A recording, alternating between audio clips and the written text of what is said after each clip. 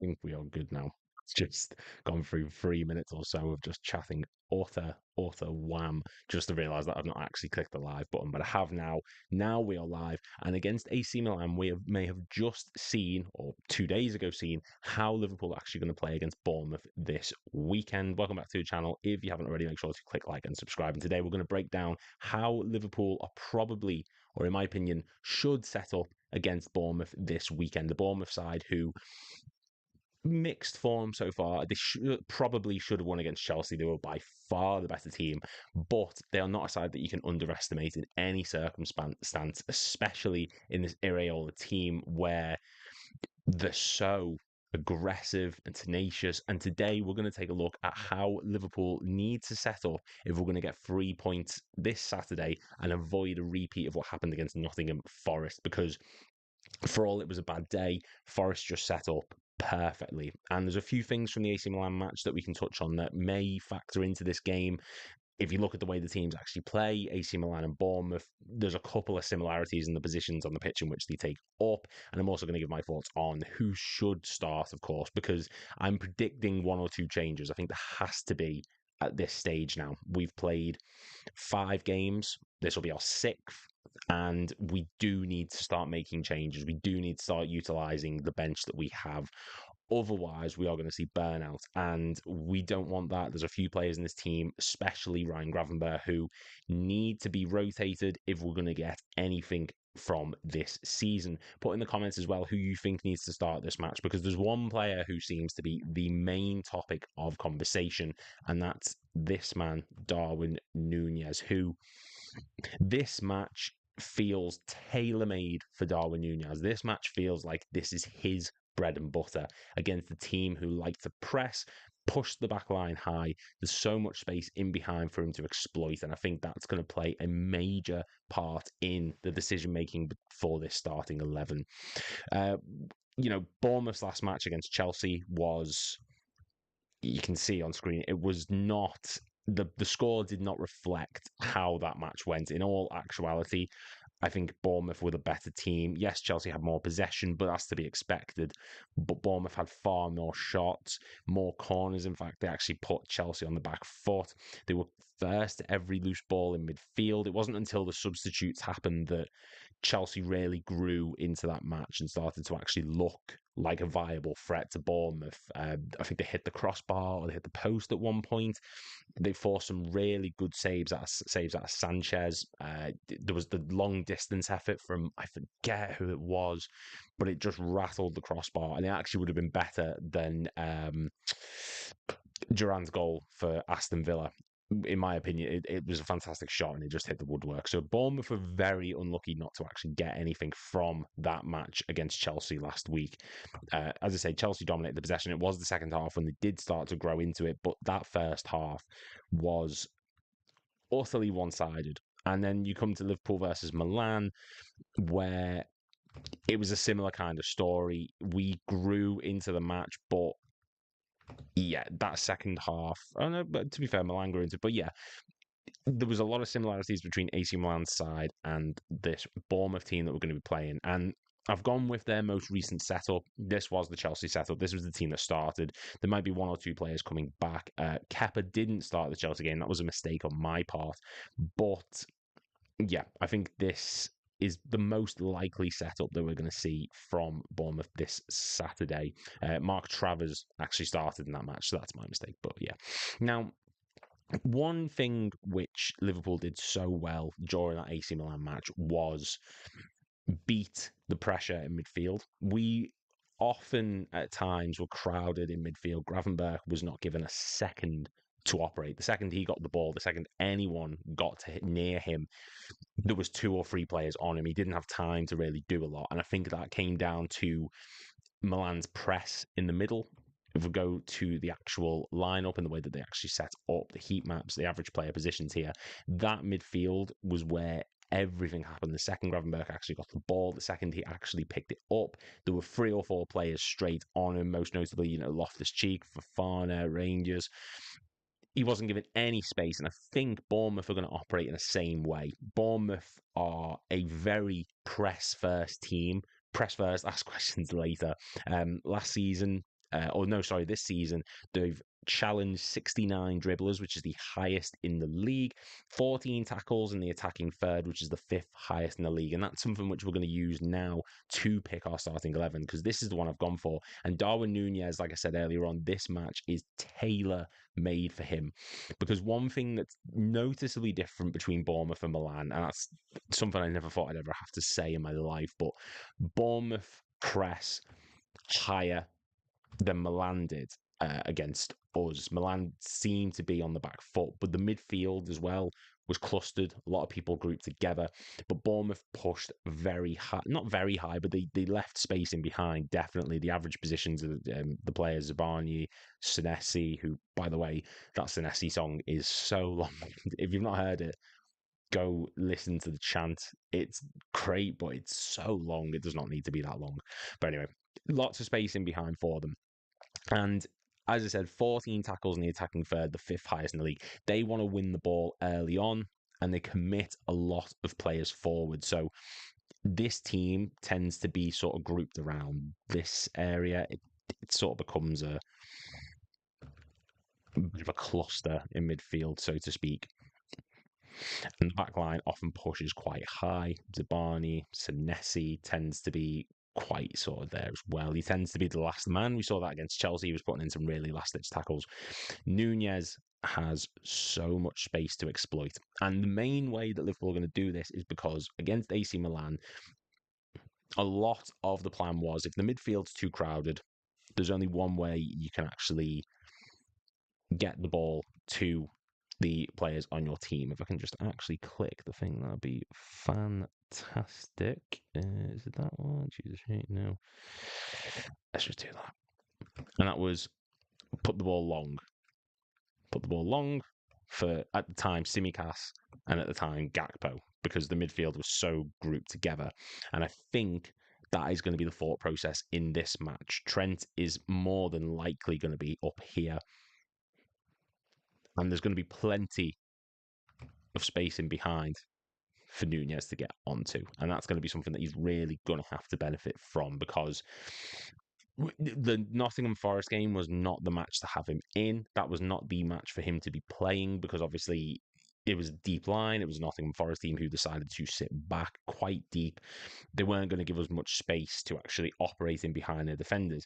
Bournemouth are going to push people forward. They're going to really have a go. And that is perfect and tailor-made for Nunez. Not only him, but I think Salah as well is going to really thrive. He likes to come inverted. We know that. And that factors into a lot of my decision-making for who should actually start this match. So if we're going through, I mean, Alisson and the back four pretty much pick themselves at this point. I don't think this is the game for Quansah either. Konate is the faster of the two. Between him and Konate, between Konate and Quansah, Konate is clearly the fastest, and you're going to need that against this team, because if there's one thing this Bournemouth side has become so good at over the past few seasons, it's signing players with absolute bags of pace who are just really going to get it behind. Tavernier, Cliver, Evanilson, Semenyo, all stupidly quick players that really just can tear anyone apart, as we've seen this season. We've seen last season on multiple occasions under Areola. So having Konate in that starting 11 is absolutely crucial. He was massive against... He's been big in every single game he's played so far, Konate. He's not really put a foot wrong. I think his anticipation has been fantastic. He's really been the first to every loose ball. He's been absolutely superb for Liverpool this season, and I think that's going to continue in this match, because he's going to have a lot of... He benefits more when he's against people, when he's having to chase people, not chase people, but match them for pace, when he's having to get involved in the tackle. He's not a defender who, I think when he sits back and has time on the ball, that's when we seem to see the worst of him. But in a tackle, in a physical battle, I think he's up there with the best in the Premier League. Not in terms of his overall defending, but he's getting there. He's fantastic. Van Dijk, Trent, and Robbo basically picked themselves. Tsimikas was not great against Milan at points. I think defensively, there was one or two moments whereby he got caught out, especially for the AC Milan goal. You see here just how far up the pitch he actually is. He's right at the top up there, going for the AC Milan defender, the fullback. I forget his name, I'm so sorry, but the amount of space in behind him he leaves, and it's trusting them Van Dijk to cover that gap, which of course he doesn't. We had a few individual errors in that AC Milan game. It didn't come down to tactics as such, but Van Dijk missed the press, missed the player in midfield there who's actually trying to get the ball, and it just leaves this massive gap in behind. And that's something that Simicast is so culpable of doing at points. He's not a bad player by any means. I thought this may have been his summer to move on. We need funds. We need a new.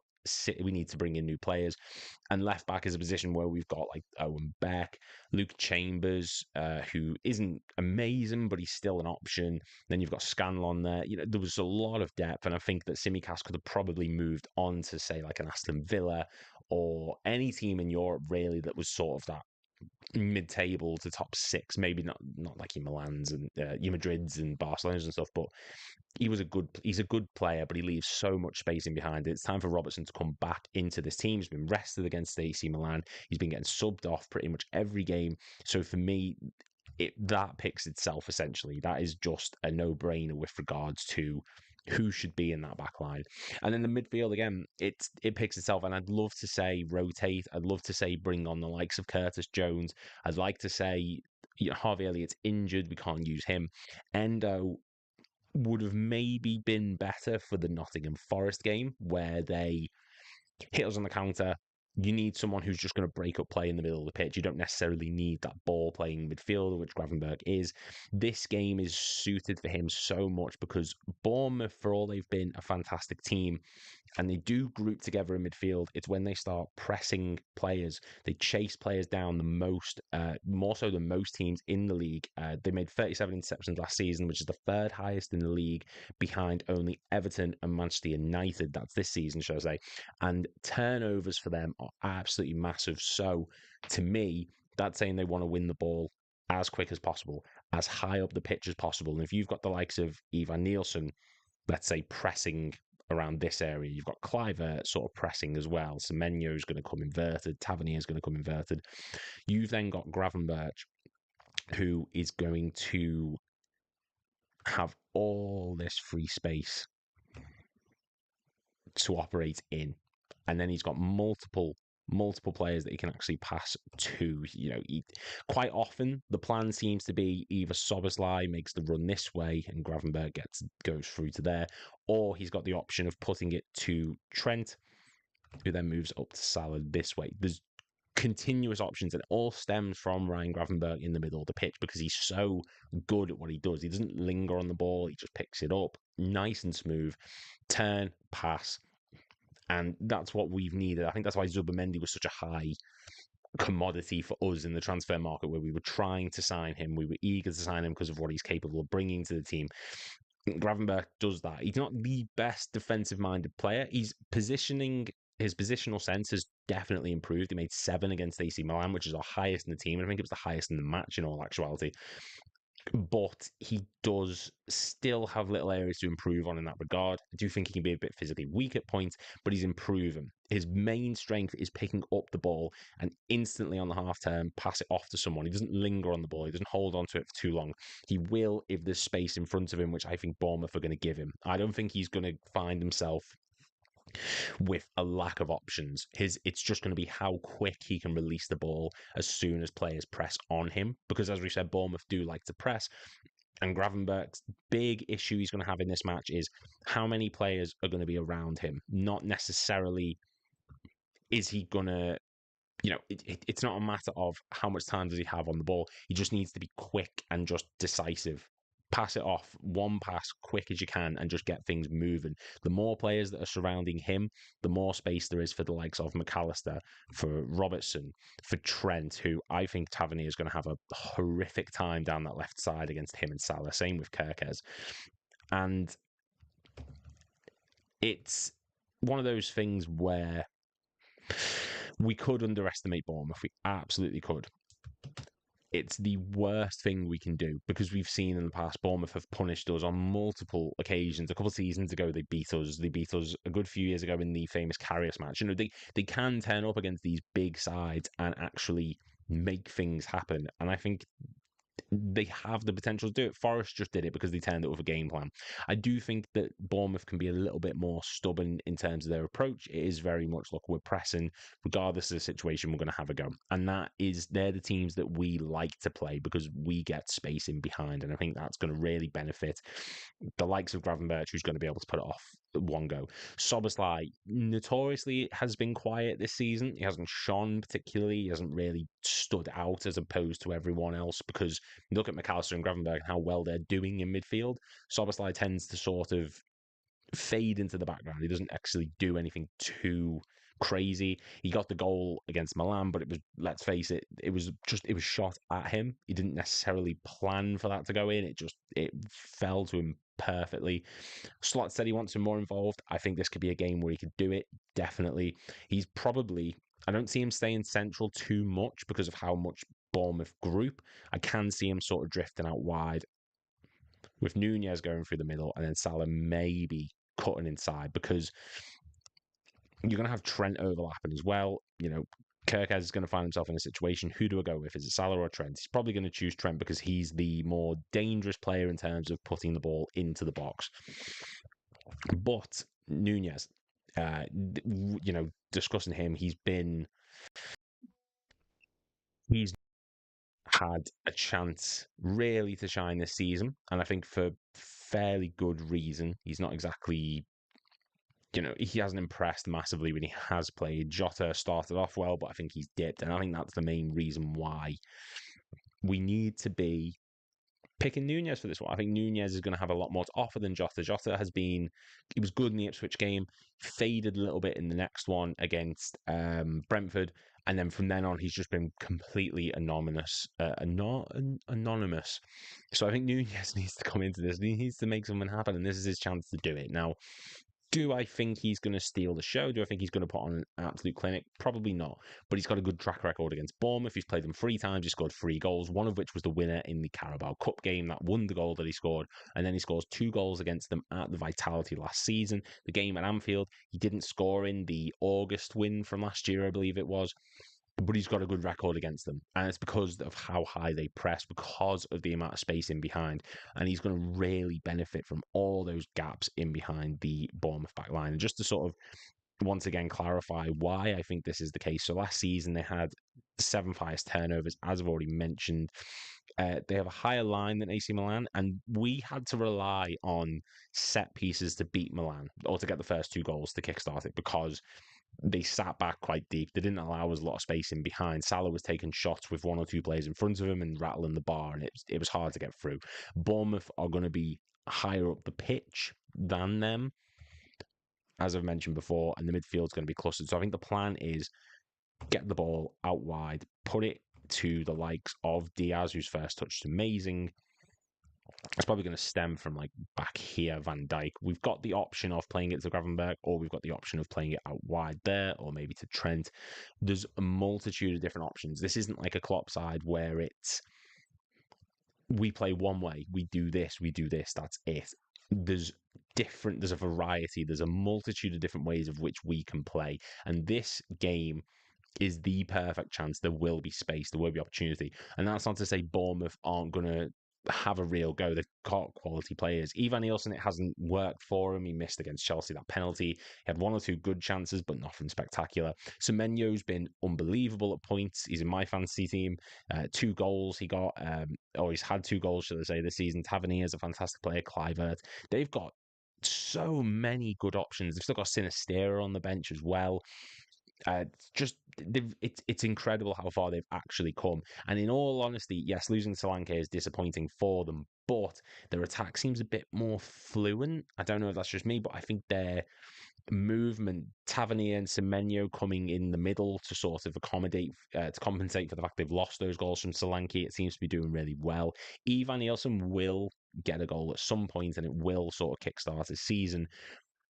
But they've got so many options and they can cause a problem for Liverpool. Especially, Anfield is not going to be the fortress that it was under Klopp for a long time. And you look at Klopp's first few seasons, actually, he did lose games in those matches. Crystal Palace was a prime example. It's going to take a while for Slot to get it back to the fortress that it was. And I'm happy in a sense that it's already out the way, and it's not later on in the season in a match where it's against, one of the big six, so to speak, and you lose and the fan base is against you because we're meant to be competing for titles and we're meant to be doing this. And I'm happy. I'm disappointed in the sense that we've lost. I'm disappointed in the sense that we lost to Nottingham Forest at Anfield, but I'm happy in the sense of it's done, move past it. The result against AC Milan was exactly what we needed to get things moving in the right direction. And, this game against Bournemouth can make up for that. It can really shape this season because these are the teams which we absolutely love playing against. These are the teams that we absolutely adore playing against because they've got so much space in behind. We thrashed them a few seasons ago. Yes, it was under Scott Parker. Yes, it wasn't the same team that it is now, but there's going to be gaps. There's going to be space. There's going to be a lot to work with, and I'm excited to see what we do with it. And I think Nunez, while he hasn't been fantastic, he is still a good player. And I think we need to be aggressive in this match. We want to dictate the tempo, which I absolutely agree with to an extent. I think we need to. That's a style of play that we've been calling out for a long time. But I do think that we need to be a bit more aggressive at points. We do need to get at teams just that little bit more. And this is a perfect match to do it in. I'm not expecting us to wallop them 10-0, 9-0 again like last time. I'm not expecting anything out of this world, but I do want to see goals. I want to see that attack inside of the slot game. We scored 3 against Man United, and we were unbelievable. And I'm hoping for that kind of performance again. Milan was a lot more methodical. It was a bit more 2 set pieces and then that 1 goal due to quick passing, which, as I said before, Gravenberch doing that, the 1-touch passing, the quick movement to get it in behind. And yeah, I want to see more of that. I'll give you the prime example of what I mean by the Gravenberch 1-touch movement, because when he does it, when he executes it perfectly, everything clicks, everything moves so well for us in that midfield as soon as he gets the ball. So I'm going to find the moment. There we go. That's the build up to it. So he intercepts the ball in midfield there. It's the Milan player here who, on the left, who's trying to pass it off to someone. Gravenberch intercepts it perfectly, absolutely spot on.